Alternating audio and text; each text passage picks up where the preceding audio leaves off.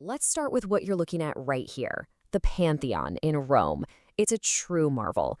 We're talking about a nearly 2,000-year-old structure with the world's largest unreinforced concrete dome. It's been through it all, earthquakes, fires, you name it. And yet, it's still standing, just as perfect as the day it was built. Now compare that to what we build today. It's kind of embarrassing, isn't it?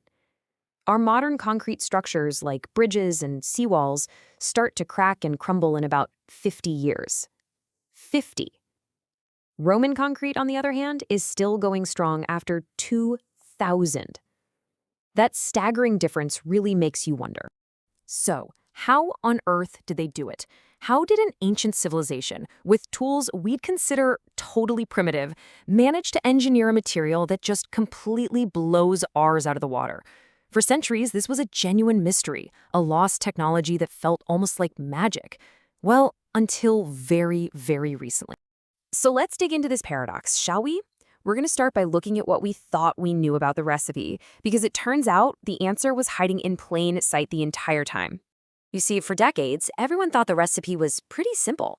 We knew they used lime, water, and this special volcanic ash called pozzolana. But here's the thing. Whenever modern scientists tried to mix up a batch with those exact ingredients, it was a total flop. The new concrete just didn't have that Roman magic. Something crucial was missing. And that brings us to the breakthrough moment. This is where modern science finally started to crack this ancient code. And get this, the big reveal happened just in 2023.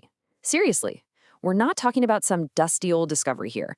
This is cutting-edge science that is actively rewriting engineering history as we speak. So what was the secret? It was hidden inside these little white chunks called lime clasts. For literally years, experts just dismissed them. They thought they were a sign of sloppy mixing, a mistake. But they weren't a mistake at all.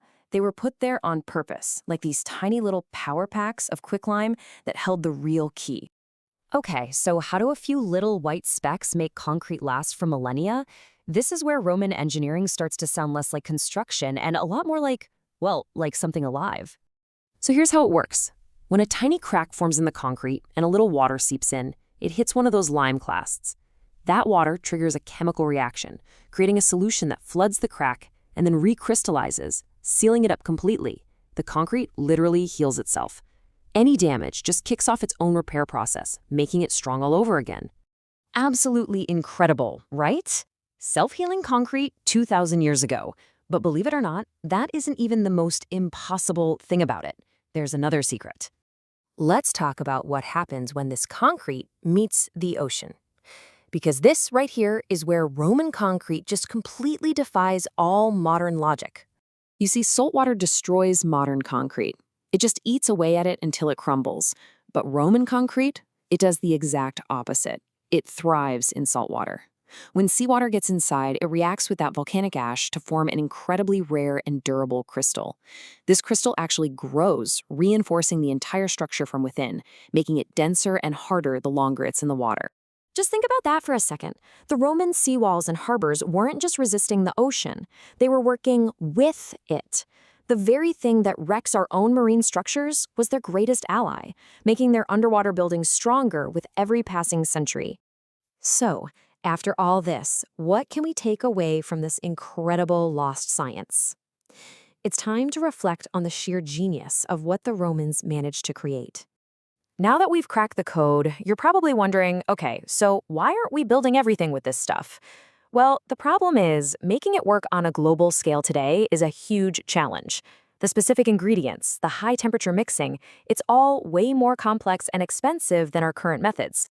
And I think that really gets to the heart of it. This discovery tells us something profound about how the Romans thought. They weren't just building for a deadline or for the next few decades. They were building for eternity.